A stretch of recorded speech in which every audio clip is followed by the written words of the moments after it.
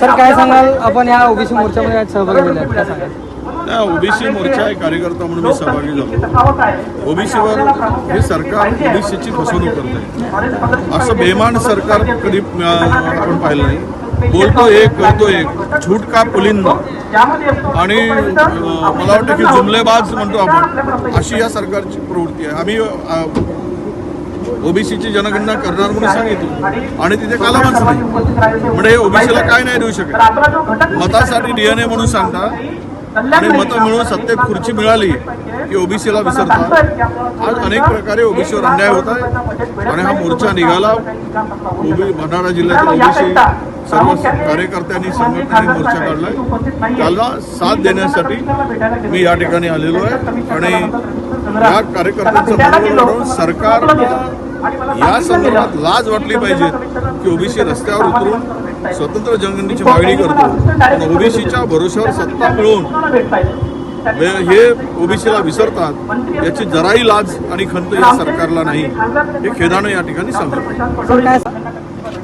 नाही, खरात नाही बरोबर. आता अनेकांची वरात निघणार आहे. खूप लोक त्यामध्ये आहेत. आता जे काही समोर येते आहे, मी तर म्हणेल की कुठे नेऊन ठेवला आहे महाराष्ट्र माझा.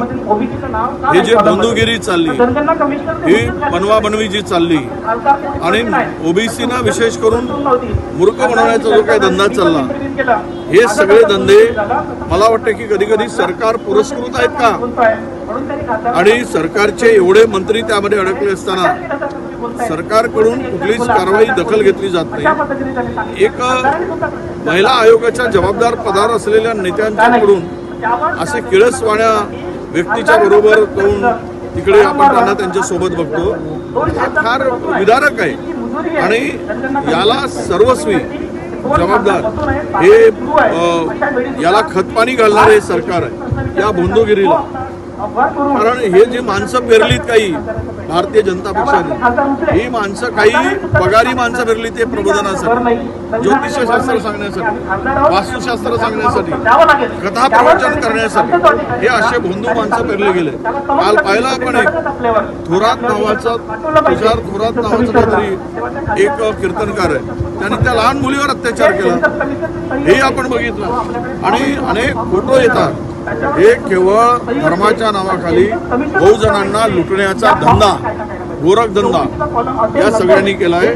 म्हणून माझ्या सगळ्या बहुजनांना, ओबीसी बांधवांना आमची विनंती असणार आहे की अशा भोंदूगिरीला बळी पडू नका. खराचं काय करायचं उद्या हाऊसमध्ये आम्ही काढणार आहोत. हे कोण कोण मोहरे यामध्ये अडकले आहे. या भोंदूगिरीला ज्यांच्या हातात जनतेच्या विकासाची दोरी दिली आणि हे मात्र अशा भोंदूबाबांना घेऊन ज्योतिषाची दोरी ओढत आहे. लाज वाटायला पाहिजे यांना.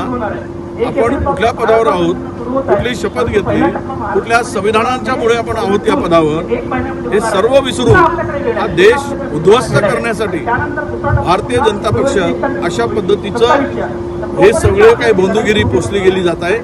हे याला जबाबदार भारतीय जनता पक्ष आहे आणि महाराष्ट्र उद्ध्वस्त होण्याच्या मागे हा भारतीय जनता पक्षाचं सरकार. मागणी होत आहे त्यांना तर अटक झालीच पाहिजे. त्यामध्ये त्यांना ताब्यात घेतलं पाहिजे. तसे जवळपास आता 200 व्हिडिओ आहेत, त्यातले 90 व्हिडिओ हे आक्षेपार्ह व्हिडिओ आहेत. त्याची माहिती आहे. त्याच्यामध्ये अनेक मंत्री आहेत, IAS अधिकारी आहेत आणि IPS अधिकारी आहेत, मोठमोठ्या हुद्द्यावर असलेले अधिकारी आहेत. या सगळ्यांची गच्चंती झाली पाहिजे आणि यांच्यावर कारवाई झाली पाहिजे. कारण आम्ही कायदा आणला अंधश्रद्धा विरुद्ध आणि अंधश्रद्धा पसरवणारे जर मंत्री त्या पदावर असतील तर त्यांना त्या पदावर राहण्याचा अधिकार नाही. तो नैतिक अधिकार त्यांनी गमावलेला आहे. मुख्यमंत्री सांगत आहे आता आम्ही पावडं कोणालाही सोडतात की सगळ्याला सोडून देतो. कारण आतापर्यंत या सरकारची नीती जितना बी भ्रष्टाचारी आहे, जेवढे बी आरोपी आहेत त्यांना पाठीशीच घालण्याचं काम झालं ना.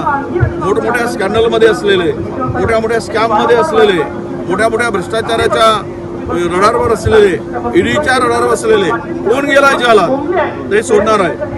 यांना असं म्हणायचं होतं की आम्ही सगळ्याला सोडून देऊ, कोणालाच आम्ही पाठीशी घालणार नाही असं कदाचित म्हणायचं असेल. चाकणकरांना मुख्य प्रयत्न करतात.